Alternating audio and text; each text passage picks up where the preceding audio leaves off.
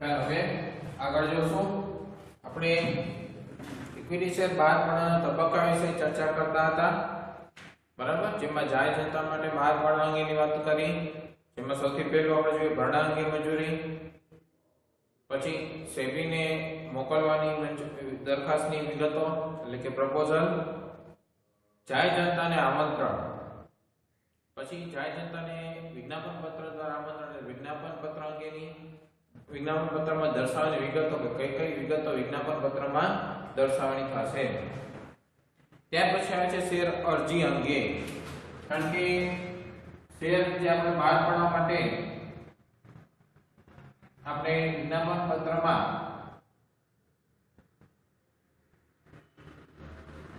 માહિતી આપેલી છે, તો એના અંતર્ગત શેર અરજી અંગે આપણે માહિતી આપવાની છે. એટલે કે વિજ્ઞાપન પત્રનો અભ્યાસ કર્યા પછી જાહેર જનતા કંપની દ્વારા નક્કી કરેલ ફોર્મમાં શેર ખરીદવા માટે અરજી કરી શકે છે. એટલે કે જાહેર જનતાને હવે એવું લાગે કે કંપની છે એની બધી વિગતો બરાબર છે, રોકાણ કરી શકાય એવું છે, તો કંપની દ્વારા નક્કી કરેલું જે ફોર્મ છે એમાં શેર ખરીદવા માટે અરજી કરી શકે છે. દરેક અરજી પત્રકમાં અરજી કરેલ શેરની સંખ્યા, અરજદારોના નામ અને સરનામા, તેના બેંક ખાતા નંબર, તેમના ડીમેટ ખાતાનું નામ અને ખાતાનો નંબર તેમજ અરજી કરેલ શેરની કુલ રકમ દર્શાવવાની રહેશે. તો શેર અરજી અંગે જે માહિતી આપણે આપી છે, તો શેર અરજી અંગે જે ફોર્મ ભરવાનું હોય છે, તો આ ફોર્મમાં કઈ કઈ વિગતોનો સમાવેશ કરવો જોઈએ એની બાબતની અહીંયા શેર અરજી અંગેની વિગતો છે એમાં આવે છે. તો દરેક અરજી પત્રકમાં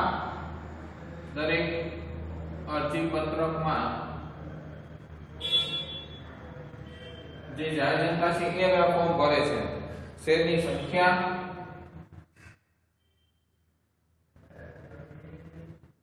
પછી એમાં અરજદારો છે, અરજદારોના નામ અને સરનામા, કારણ કે જેટલા અરજદારો છે બધાના નામ અને સરનામા, એકથી વધુ લોકો ભેગા મળી શેરની ખરીદી કરી શકે છે.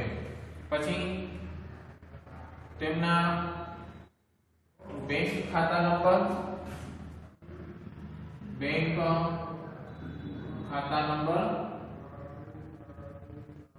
પછી તો એનું ડીમેટ ખાતું છે, તો ડીમેટ ખાતાનું નામ અને સરનામું, નામ અને ખાતા નંબર, ડીમેટ ખાતું એટલે કે ડિમેટેરિયલાઇઝેશન, જેના દ્વારા શેરની ખરીદ વેચાણ છે એ ઇલેક્ટ્રોનિક ધોરણે થાય એના માટે અરજી કરેલ શેરની કુલ રકમ દર્શાવવાની રહેશે. અને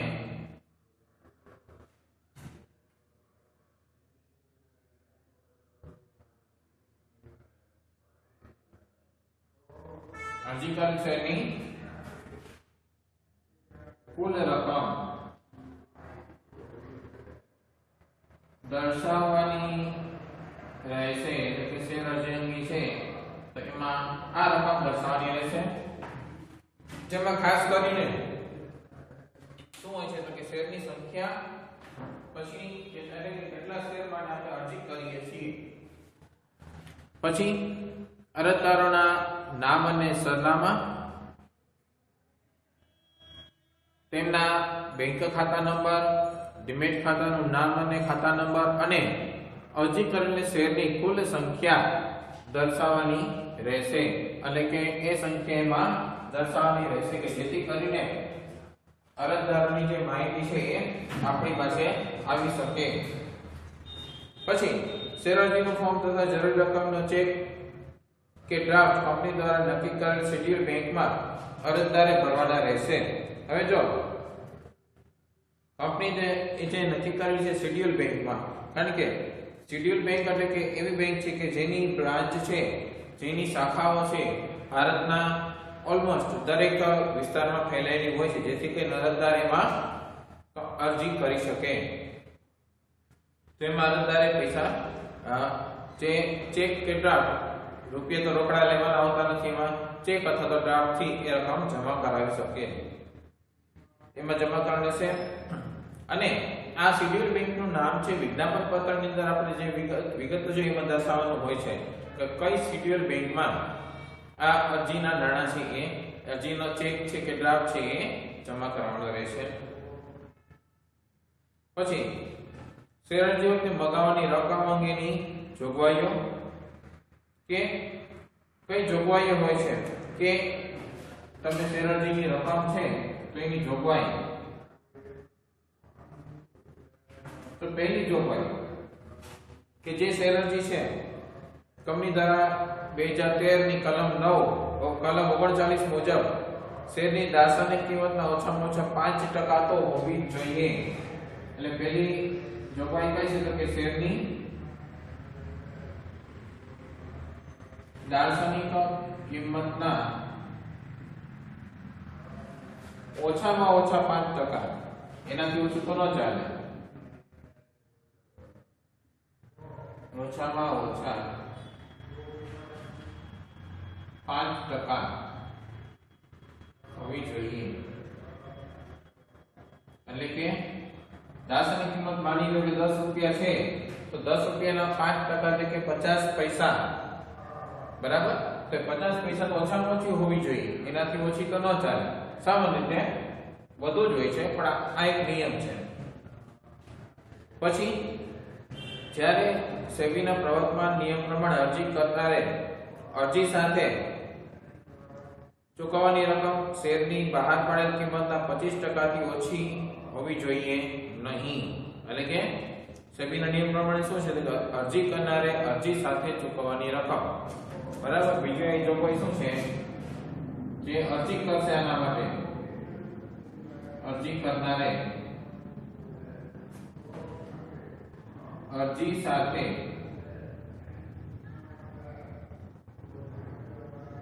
ચૂકવવાની રકમ, અરજી સાથે કેટલી રકમ ચૂકવવાની છે એની માહિતી હોય છે. રકમ શેરની બહાર પડેલ કિંમતના, શેરની બહાર પાડેલ કિંમત ના 25% થી ઓછી હોવી જોઈએ નહીં, બરાબર. 25% થી ઓછી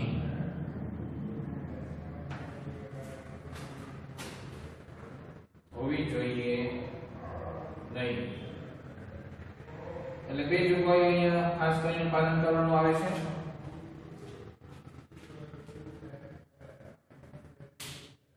કે પહેલી જોગવાઈ છે કે દાર્શનિક કિંમતના 5% થી ઓછી રકમ ન હોવી જોઈએ, અને બીજી અરજી સાથે 25% થી ઓછી રકમ ન હોવી જોઈએ, 25% ઓછામાં ઓછી હોવી જોઈએ. હવે કંપની ધારા 2013 ની કલમ 24 પ્રમાણે જામીનગીરો બહાર પાડવા અને તેની ફેરબદલી અંગે સેબીની જોગવાઈઓ લાગુ પડશે. એટલે કે તેને કંપની લો કોડની જોગવાઈઓ લાગુ પડશે નહીં. વર્તમાન સંજોગોમાં સેબીની ગાઈડલાઇન્સ પ્રમાણે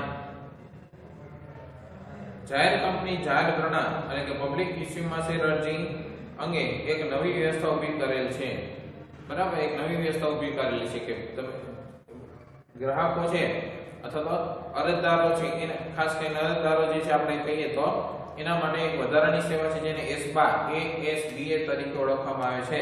એટલે કે જે વિદ્યાર્થીઓને આપણે એસબાની જે માહિતી છે આપણે છેલ્લે લેશું. એટલે કે એસબા શું છે, એએસબીએ તો શું છે એની માહિતી આપણે પ્રકરણમાં છેલ્લે લેશું. અત્યારે આપણે આગળ વધીએ. પછી શેર મંજૂર કરવામાં આવે ત્યારે હવે જો અરજી તો થઈ ગઈ, પછી એની મંજૂરી આવે.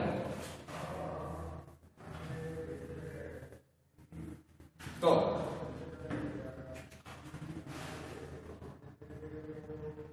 શેર મંજૂર કરવામાં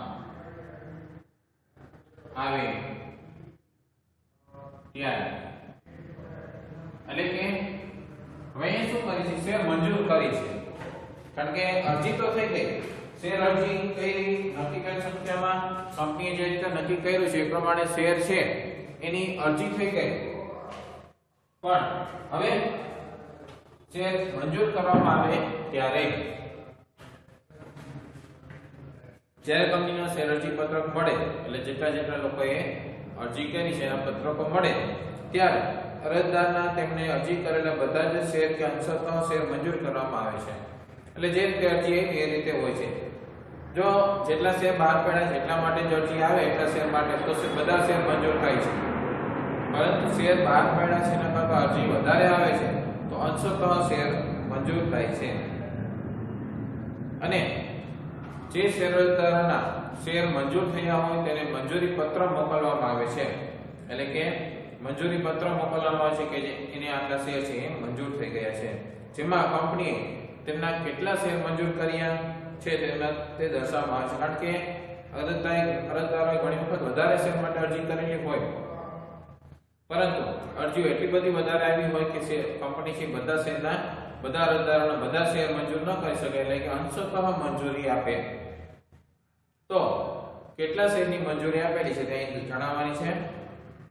અને કંપની દ્વારા જે અરજદારોને એક પણ શેર મંજૂર કરવામાં આવ્યો નથી તેમને ક્ષમાપત્ર, એટલે કે કંપનીમાં રસ દાખવ્યો એ બદલ એનો આભાર માને છે અને ક્ષમા માંગે છે, તો એ તેમને અરજીની રકમનો ચેક પાછો મોકલી આપે છે અને અરજદારના બેંક ખાતામાં આ રકમ સીધી જમા કરી દેવામાં આવે છે.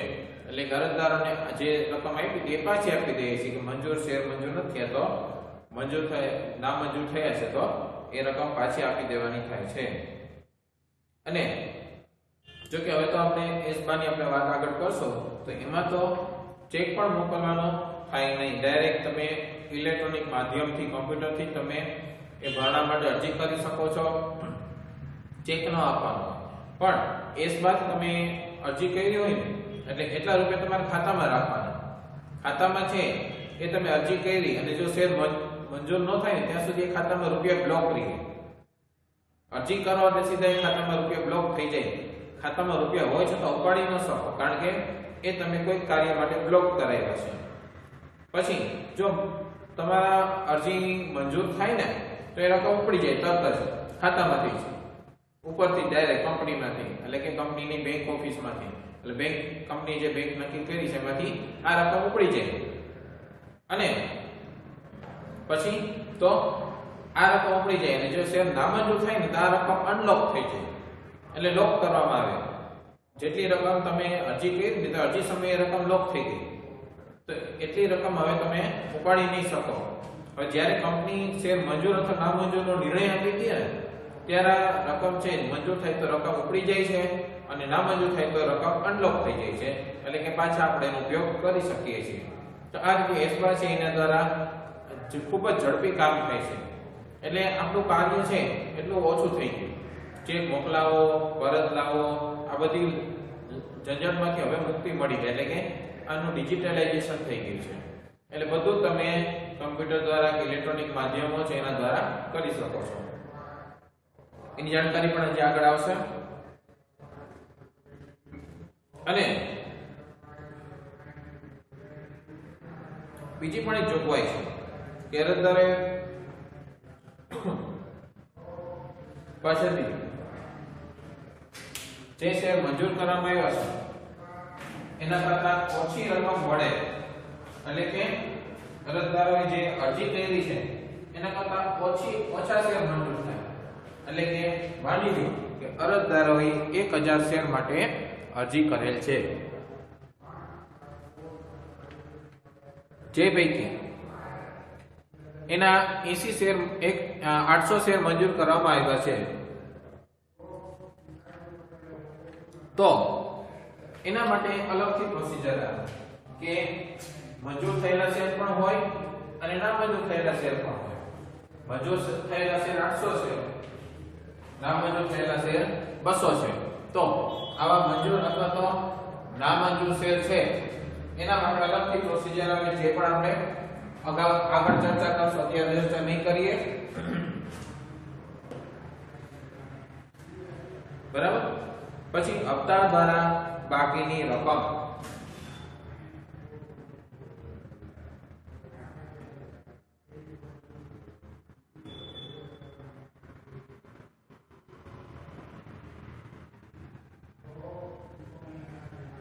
હવે બાકીની રકમ આપણે અગાઉ જોઈએ તો શેર મૂડીના વર્ગીકરણમાં મગાવેલી મૂડી અને નહીં મગાવેલી મૂડી. નહીં મગાવેલી મૂડી છે એ હપ્તા દ્વારા મગાવી શકાય છે. એટલે કે સામાન્ય રીતે કંપની મંજૂરી અરજી કે મંજૂરી વખતે જે શેરની બધી જ રકમ મગાવી લે છે તો સામાન્ય રીતે કંપની એવું કહી શકે કે અરજી અને મંજૂરી વખતે જ પૂરેપૂરી રકમ મગાવી લે. પરંતુ જો પૂરેપૂરી રકમ ન મગાવવામાં આવે તો કંપની એક કે વધુ હપ્તા દ્વારા બાકીની રકમ મગાવી શકે છે. બરાબર? તો કંપની એના માટે આર્ટિકલ્સ ઓફ એસોસિએશન એટલે કે નિયમન પત્રમાં એની જોગવાઈ કરેલી હોવી જોઈએ. તો એ જોગવાઈને આધીન એટલે કે આર્ટિકલ્સ ઓફ એસોસિએશન માં જોગવાઈ ના હોય તો કંપની દ્વારા 2013 ના શેડ્યુલ F શેડ્યુલ I ના ટેબલ F પ્રમાણે જોગવાઈ લાગુ પડશે. જેમ કે જો આપણે એમ કહીએ કંપની છે શેર છે એની કિંમત ₹10 છે.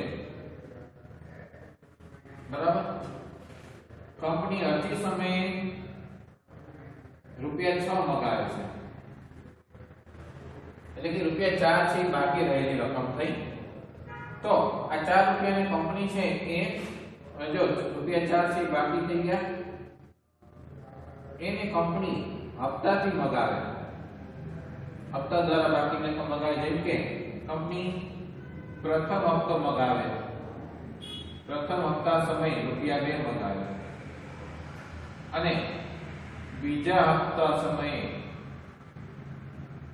₹2 મગાવી શકે. કોઈ પણ રીતે પ્રથમ હપ્તામાં ₹3 મગાવે તો પાછળ ₹1, અહીંયા ₹1 મગાવે, અહીં ₹3. કંપનીની જેવી જરૂરિયાત હોય અને જ્યારે જરૂરિયાત પડે ત્યારે આ રીતે રૂપિયા મગાવી શકે છે.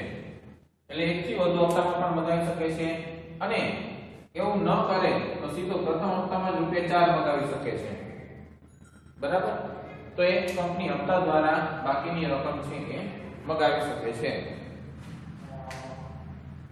પછી અન્ય બીજા મહત્વના મુદ્દા જેમ કે કંપની જ્યારે શેર બહાર પાડે ત્યારે તેમની વ્યવસ્થા અંગે પારદર્શિતા તેમજ નાણાકીય વ્યવહારો અંગે ઓછામાં ઓછી એક મર્ચન્ટ બેંક તથા શેડ્યુલ બેંકની નિમણૂક તેની સાથે જરૂરી કરાર કરવો પડે છે. એટલે કે શેડ્યુલ બેંક છે એટલે કે મર્ચન્ટ બેંક એટલે વેપારી બેંક છે તો એની સાથે ઓછામાં ઓછી એક બેંક સાથે તો કરાર કરવો જ પડે છે કે જેથી કરીને અરજદારો છે એના નાણાં સીધા કંપનીના ખાતામાં જમા થઈ શકે. પછી કંપની શેર બહાર પાડતા પહેલા ડિપોઝિટરી સામે શેરની વિજાણુ નોંધ એટલે કે ડિમટેરિયલાઇઝેશન માટે કરાર કરવો ફરજિયાત છે. એટલે ડીમેટ એકાઉન્ટ માટે કરાર કરવો ફરજિયાત છે. વિજાણુ નોંધ એટલે શેરની જે નોંધ છે એને આપણે ડિમટેરિયલાઇઝેશન એટલે કે એની ડીમેટ એકાઉન્ટમાં નોંધ કરાવી તો એવા રૂપિયા છે એ કંપની મગાવી શકે છે. એટલે કે અરજદારોને એ રકમ કંપની હપ્તે પણ મગાડે. વિજાણુથી એન્ટ્રી એટલે કે કમ્પ્યુટરાઇઝ એન્ટ્રી ઇલેક્ટ્રોનિક વિજાણુ એટલે ઇલેક્ટ્રોનિક્સ વિજાણુ નોંધ કહેવામાં આવે કે ડીમેટ ખાતામાં નોંધ તમને ફિઝિકલી એટલે કે પ્રત્યક્ષ રીતે શેર ન આપવામાં આવે પણ શેર છે તમારા ડીમેટ ખાતામાં જમા થાય જેની તમને નોંધ મળે એટલે કે વિજાણુ નોંધ કહેવામાં આવે છે. અને જો કે કંપની શેરહોલ્ડર્સના શેર ડીમેટ સ્વરૂપે કે ભૌતિક સ્વરૂપે શેરહોલ્ડર્સના વિકલ્પ પ્રમાણે આપશે તો સામાન્ય રીતે અત્યારે તો આપણે ભૌતિક સ્વરૂપે નથી લેતા એટલે કે ડીમેટ સ્વરૂપે જ લેવામાં આવે છે. પણ એવો વિકલ્પ છે કે ભૌતિક સ્વરૂપે પણ તમે મગાવી શકો છો. વર્તમાન સંજોગોમાં ડીમેટ એકાઉન્ટ ખોલાવવું ફરજિયાત છે જેથી કરીને પ્રોસેસ છે એ સલામત અને ઝડપી બને. સલામત એટલા માટે કે તમારે કોઈ વચ્ચે આવે નહીં, વચ્ચેનો કુરિયરનો પ્રશ્ન નહીં, વચ્ચે બીજું કઈ પ્રશ્ન નહીં, ખોવાઈ જવાનો, તૂટી જવાનો કે એવો કઈ પ્રશ્ન નહીં. અને બીજું ઝડપી બને, એટલે કે સીધું ત્યાંથી તમારા ખાતામાં નાખે એ જ સમય તમને મળી જાય, એટલે વચ્ચેનો સમયગાળો છે એ કપાઈ જાય, તો એટલું ઝડપી કાર્ય થઈ શકે અને આપણું કામ છે એટલું ઝડપી થઈ શકે. અને જે બેંક અન્ય કોઈ નાણાકીય સંસ્થા ડીમેટ એકાઉન્ટ રાખવાની કાયદાકીય મંજૂરી ધરાવતી હોય તેમાં કોઈ પણ વ્યક્તિ દ્વારા ડીમેટ એકાઉન્ટ ખોલાવી શકે છે. એટલે વ્યક્તિ છે કોઈ પણ એ પોતાનું ડીમેટ એકાઉન્ટ છે આ રીતે ખોલાવી શકે છે. ડીમેટ ખાતું છે એ બેંકના બચત ખાતા જેવું કે ચાલુ ખાતા જેવું છે, જેમાં નાણાંની લેવડ દેવડ અંગેની નોંધ બચત ખાતા કે ચાલુ ખાતામાં રાખવામાં આવે છે. તે જ રીતે શેરના ખરીદ વેચાણની નોંધ છે એ ડીમેટ એકાઉન્ટમાં રાખવામાં આવે છે. એટલે ડીમેટ એકાઉન્ટ છે એ બચત અથવા તો ચાલુ ખાતા જેવું છે કે જે બેંકની અંદર આપણે ખોલાવીએ છીએ. જ્યારે કોઈ વ્યક્તિ શેર ખરીદશે ત્યારે તેના ડીમેટ ખાતામાં આ શેરની સંખ્યા જમા થશે અને ઉમેરાશે અને શેરનું વેચાણ કરશે તો એમાંથી બાદ થશે, એટલે ડીમેટ એકાઉન્ટમાં જમા થશે અને એમાંથી બાદ થશે. પછી બીજો પ્રકાર હોય છે કે ખાનગી ધોરણે શેર બહાર પાડવા અંગે. આ જાહેર જનતાના હતા. તો કંપની દ્વારા 2013 પ્રમાણે ખાનગી ધોરણે પણ શેર બહાર પાડી શકે છે. કેટલીકવાર જાહેર કંપનીના સંચાલકો ખાનગી સ્ત્રોત કે સંબંધો દ્વારા કંપનીની મૂડી વધારવા માટે સક્ષમ હોય છે. તો કંપનીના કેટલીકવાર શું હોય છે કે જાહેર કંપનીના સંચાલકો ખાનગી સ્ત્રોત કે સંબંધો દ્વારા કંપનીની જે મૂડી છે પૂરી પાડવા માટે સક્ષમ હોય છે. એટલે કે મૂડી એટલી જરૂરિયાત છે જેટલી એ લોકો એકઠી કરી શકે, જેટલી મૂડી જરૂરિયાત છે તો એ સક્ષમ હોય છે. આ સંજોગોમાં કંપની પોતાના ભરણા માટે જાહેર જનતાને આમંત્રણ આપતી નથી. એટલે કે જાહેર જનતાને આપવાનું ખાનગી ધોરણે કંપનીના સંચાલકો, તેના મિત્રો કે તેના સંબંધીઓ, મ્યુચ્યુઅલ ફંડ ગ્રુપ, કંપનીના શેરહોલ્ડર્સ, બિન નિવાસી ભારતીય એટલે કે NRI, નાણાકીય સંસ્થાઓ જેવી કે જીવન વીમા નિગમ LIC, unit trust of India UTI, પછી industrial credit and investment corporation of India ICICI bank વગેરે આ હિસ્સો છે એ ખરીદેલો છે. તો એવા સમયમાં ખાનગી જે ધોરણે છે એ શેર બહાર પાડવામાં આવે છે. તો શેર જાહેર જનતામાં બહાર પાડવામાં આવતો અને તેથી કંપનીને વિજ્ઞાપન પત્ર બહાર પાડવું ફરજિયાત નથી. વિજ્ઞાપન પત્ર બહાર પાડવાની જગ્યાએ કંપનીના સંચાલકોએ એક ડ્રાફ્ટ કે નિવેદન તૈયાર કરવાનું થશે. કારણ કે વિજ્ઞાપન પત્ર તો જાહેર જનતા પાસેથી નાણાં લેવાના હોય તો બહાર પાડવાનું છે. હવે જો ખાનગી ધોરણે છે એટલે ફરજિયાત નથી, તેના બદલામાં એક ડ્રાફ્ટ કે નિવેદન તૈયાર કરવાનું છે, જેને વિજ્ઞાપન પત્રના બદલાનું નિવેદન પત્ર કહેવામાં આવે છે. બરાબર, એટલે વિજ્ઞાપન પત્રના બદલે નિવેદન કહેવાય છે, જે શેર કે ડિબેન્ચરના પ્રથમ મંજૂરીના ઓછામાં ઓછા 3 દિવસ પહેલા કંપની રજિસ્ટ્રારને મોકલવાનું રહેશે. એટલે કંપની રજિસ્ટ્રાર છે એને જાણ કરવાની રહેશે કે કંપની છે એ ખાનગી ધોરણે શેર છે બહાર પાડશે અને વિજ્ઞાપન પત્રના બદલાનું નિવેદન પત્ર છે એ રજિસ્ટ્રારને નોંધણી કરાવશે. ખાનગી ધોરણે બહાર પડેલા શેર ધારણ કરનાર શેરહોલ્ડર્સ શેર મંજૂર કરેલ તારીખથી નિર્ધારિત સમય સુધી આ શેર વેચાણ કરી શકશે નહીં. તો શેર મંજૂર કરેલ તારીખથી અને સમય નિર્ધારિત કર્યો આટલા સમય સુધી વેચાણ કરી શકશે નહીં, જેને લોક ઇન પીરિયડ કહેવામાં આવે છે. કેટલા સમય માટે એના શેર છે લોક થઈ જશે, વેચાણ થશે નહીં. પછી આવે છે શેરનું અતિ ભરણું એટલે કે વધુ ભરણું અને લઘુ ભરણું. દાખલાની અંદર આ મુદ્દો ખાસ હોય છે દર વખતે. જો થિયરી તમે સમજી ગયો ને એટલે દાખલાના પછી એની વાત આપણે કરવાની ન હોય. શેરનું વધુ ભરણું એટલે કે અતિ ભરણું અને લઘુ ભરણું એટલે કે ઓછું ભરણું.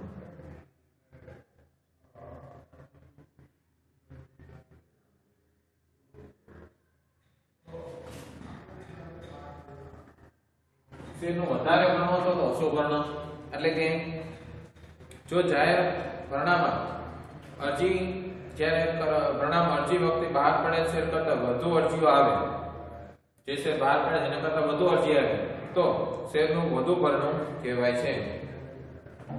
વધુ ભરણું કોને કહેશું? તો કે બહાર પાડેલ શેર કરતાં વધુ અરજી આવે તો વધુ ભરણું અથવા અતિ ભરણું કહેવાય. હવે માની લો કે 10 લાખ શેર બહાર પાડ્યા છે, પણ આપણને 11 લાખ શેર માટે અરજીઓ આવે છે, કે જે અરજીઓ છે એનું ટોટલ 11 લાખ શેર થાય છે, તો એને વધુ ભરણું અથવા તો અતિ ભરણું કહે છે. એટલે કે કંપની આવી વધારાની અરજીઓ છે મંજૂર ન કરી શકે, કારણ કે 10 લાખની મંજૂરી મળી છે, 10 લાખ શેરના રૂપિયા જ મંગાવી શકશે, અને તેથી વધારાની અરજીની રકમ એને અરજદારોને પરત કરવાની હોય છે. બરાબર. તો આ સંજોગોમાં કંપની દ્વારા શેર અરજદારોને તેની કરેલી અરજી સામે પૂરેપૂરા શેર મંજૂર કરવામાં આવે અથવા તો એક પણ શેર મંજૂર કરવામાં ન આવે અથવા તો અંશતઃ શેર મંજૂર કરવામાં આવે. જેમ કે કોઈ અરજદારે 1000 શેર માટે અરજી કરેલી છે, 1000 શેરની અરજી છે, તો શું બની શકે? તો કે કાં તો પૂરેપૂરા, બરાબર, પૂર્ણ મંજૂરી મળે, મંજૂરી એટલે કે 1000 શેર આપવામાં આવે, તા બીજું શું થઈ શકે? એક પણ શેર મંજૂર ન થાય, એક પણ શેર મંજૂર ન થાય, અથવા અંશતઃ શેર મંજૂર થાય. એટલે કે માની લો 800 શેર મંજૂર થયા છે, તો અહીંયા 1000 શેરની અરજી છે પણ 800 શેર, એટલે ઘણી વખત અંશતઃ કે અંશતઃ ભરપાઈ પણ થઈ શકે છે. એટલે કે 800 શેર મંજૂર થયા, બરાબર, કે કંપની છે એ અંશતઃ શેર મંજૂર કરે, એટલે 1000 ની શેરની અરજી ઉપર 800 શેર મંજૂર કરે છે, એટલે અંશતઃ મંજૂર કર્યા કહેવાય. તો કોઈ પણ કન્ડિશન આમાં આવી શકે છે. તો એના માટે આ અરજીની જે શેર અરજી કરેલી હોય એની સામે આ 3 કન્ડિશનો હોઈ શકે છે. જો જાહેર ભરણામાં અરજી વખતે બહાર પડેલ શેરની કરતાં ઓછા શેરની અરજી આવે તો શેરનું ઓછું ભરણું કહેવામાં આવે છે. એટલે કે બહાર પાડેલ શેર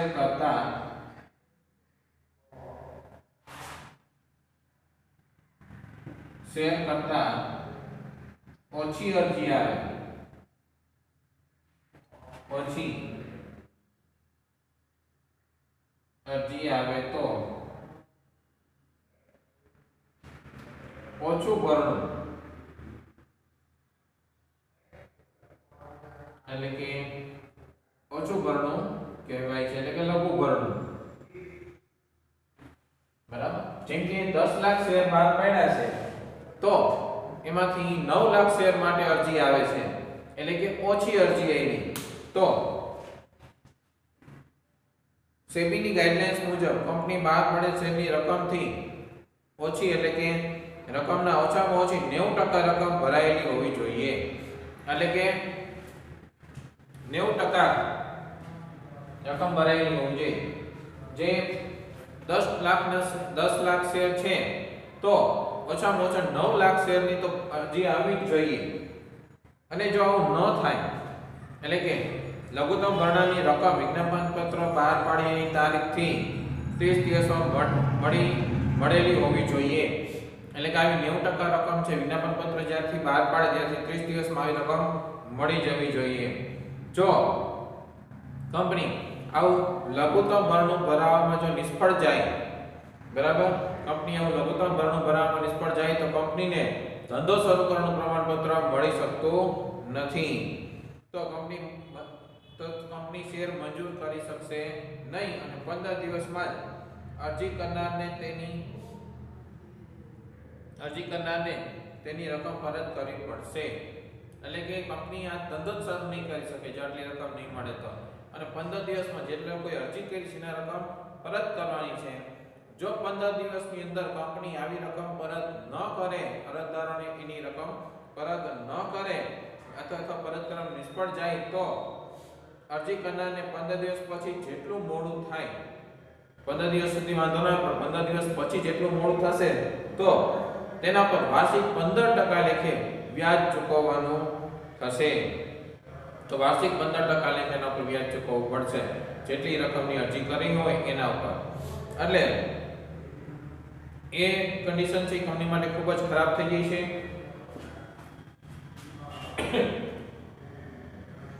કે બહાર પાડેલી શેર છે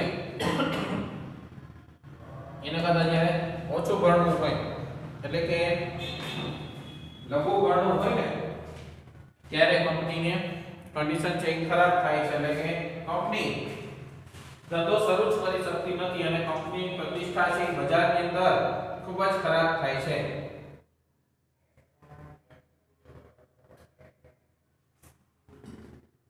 અને કંપની એના અરજદારોને જે રકમ છે એ પરત કરવાની થાય છે. એટલે કે કંપની આ રકમ અરજદારોને પરત કરવી પડે છે.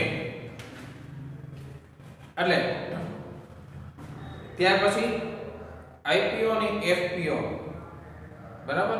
જ્યારે કોઈ કંપની એ આઈપીઓ અને એફપીઓ શું છે તો એકદમ કે ઇનિશિયલ પબ્લિક ઓફર આઈપીઓ કહેવાય. એટલે કે જ્યારે કોઈ કંપની પ્રથમવાર એટલે કે પહેલીવાર નવી શરૂ કરતી કંપની જે પહેલીવાર શેર છે જાહેર જનતામાં બહાર પાડે કે શેર ખરીદવાનો પ્રસ્તાવ મૂકે તો તેને આઈપીઓ એટલે કે ઇનિશિયલ પબ્લિક ઓફર કહેવાય છે. બરાબર. તેને ઇનિશિયલ પબ્લિક ઓફર આપણે કહીએ છીએ કે જેમાં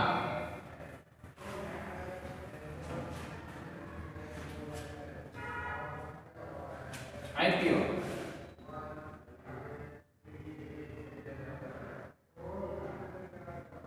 ઇનિશિયલ પબ્લિક ઓફર કે જે જ્યારે કંપની પહેલીવાર જાહેર જનતામાં શેર બહાર પાડતી હોય તો એને આઈપીઓ કહેવામાં આવે છે. જ્યારે કોઈ કંપની પોતાના શેર જાહેર જનતામાં બહાર પાડેલું હોય તેવી કંપની જો પોતાની મૂડી વધારવા માટે ફરીથી જાહેર જનતામાં બહાર પડે એટલે કે પબ્લિક ઇશ્યુ કરે ત્યારે ઇશ્યુને એફપીઓ એટલે કે ફોલો ઓન પબ્લિક ઓફર કહેવામાં આવે છે. તો બીજી વખત એટલે કે બહાર પાડતી હોય ત્યારે એફપીઓ હોય. પહેલી વખતમાં આઈપીઓ અને બીજી વખતમાં એફપીઓ એટલે કે ફોલો ઓન પબ્લિક ઓફર. બરાબર. એટલે કે બીજી વખત જ્યારે બહાર પાડશે, એક વખત બહાર પાડી દીધા છે આઈપીઓ માંથી તો બીજી વખત બહાર પાડશે ત્યારે એફપીઓ હશે, ફોલો ઓન પબ્લિક ઓફર કહેવાય છે. એટલે કે એફપીઓ છે એ બહાર પાડે છે મૂડી વધારવા માટે. આ શું છે તો મૂડી વધારવા માટે જે મૂડી છે એમાં વધારો કરવો છે કે વધારે મૂડીની જરૂરિયાત છે તો જાહેર જનતામાં એફપીઓ બહાર પાડે છે. એટલે ફોલો ઓન પબ્લિક ઓફર એટલે કે ફર્ધર પબ્લિક ઓફર પણ કહેવામાં આવે છે. એટલે કે વધારાની અરજી કહેવામાં આવે છે. વધારાના કંપની છે એ શેર છે બહાર પાડે છે. તો હવે કંપની છે એ આ રીતે શેર બહાર પાડે છે તો કંપની દ્વારા શેર બહાર પાડવા અંગેની રીતો એટલે કે કંપની કેટલી રીતે શેર બહાર પાડી શકે છે. તો કંપની પોતાના શેર 3 રીતે બહાર પાડી શકે છે. પહેલું મૂળ કિંમતે, બીજું પ્રીમિયમથી, ત્રીજું વટાવથી. બરાબર. તો 3 રીતે કંપની છે પોતાના શેર બહાર પાડી શકે છે. મૂળ કિંમતે એટલે કંપની પોતાની દાર્શનિક કિંમતે શેર બહાર પાડે. 10 રૂપિયાનો શેર છે તો 10 રૂપિયા લેખે બહાર પાડે અને મૂળ કિંમતે બહાર પાડ્યા કહેવાય. એટલે દાર્શનિક કિંમત ફેસ વેલ્યુ જેને આપણે કહીએ છીએ એ કિંમતે બહાર પાડે છે પ્રીમિયમ. એટલે કે કંપની દાર્શનિક કિંમત 10 રૂપિયા છે, 12 રૂપિયા લેખે બહાર પાડે છે.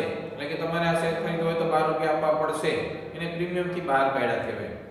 કારણ કે કિંમત 10 રૂપિયા છે તો 12 થી શું કામ અને આપણે 12 રૂપિયા શું કામ આપશો?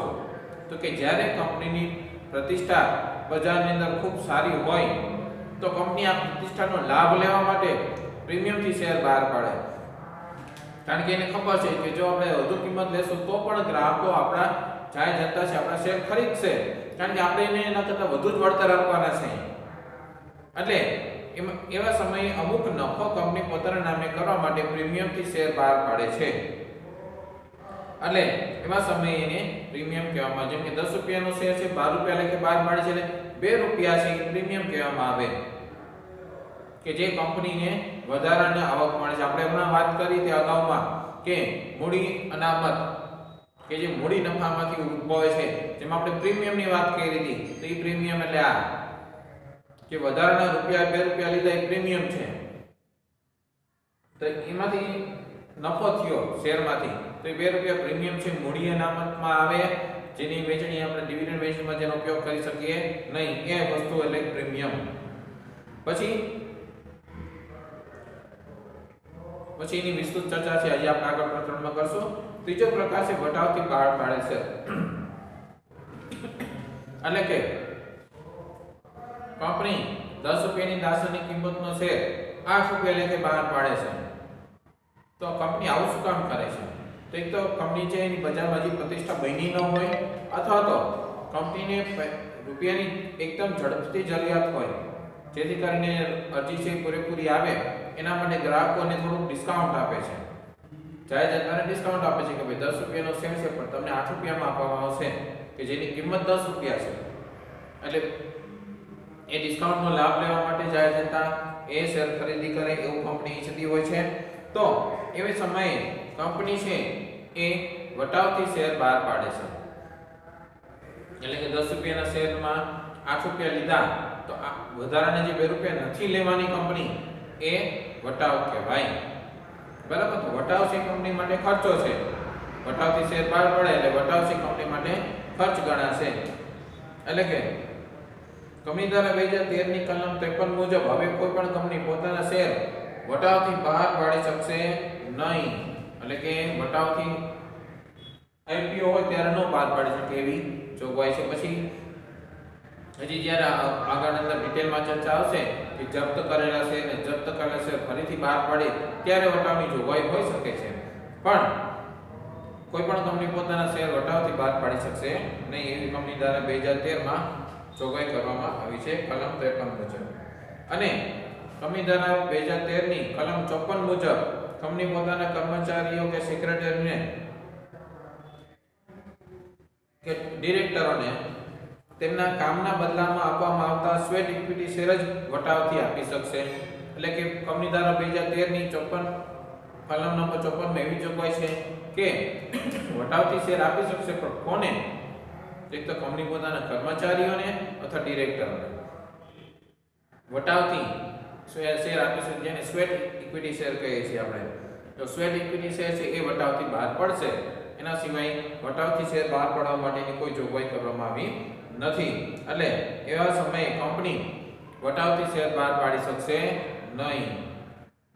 તો આટલી રીતો છે કે જેના દ્વારા કંપની છે પોતાના શેર છે જાહેર જનતામાં બહાર પાડી શકે છે.